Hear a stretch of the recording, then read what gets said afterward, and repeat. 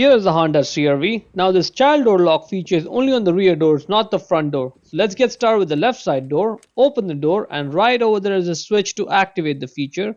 Right there, just push it down, and now the feature is activated. Now I can still open the door from outside just as normal. However, when I got on the inside and close the door, no matter what I do, I cannot open the door. Lock, unlock, doesn't matter. I cannot open it. What am I going to do now? I'm just going to slide over there and open that door and get out of the car because we haven't activated the feature here yet. Open this door, open the left side door from outside, and push that switch up to deactivate the feature. Again, I can open the door just as normal.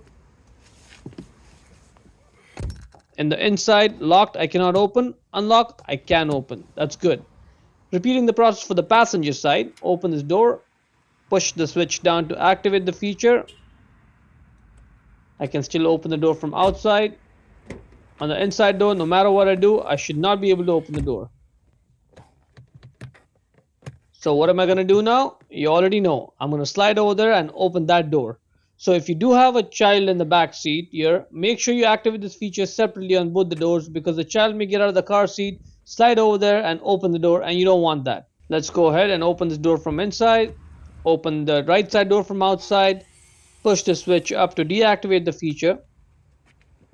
You can open it from outside. On the inside, when it's locked, I cannot open. And when it's unlocked, I should be able to open. And yes, I can. That's it. Hope you found it useful. Before we go, let me give a quick shout out to Naya Motors Inc. for letting us use the car today to film the videos. They are a used car dealer here in Ottawa, Canada. Check out the link in the description for their entire inventory.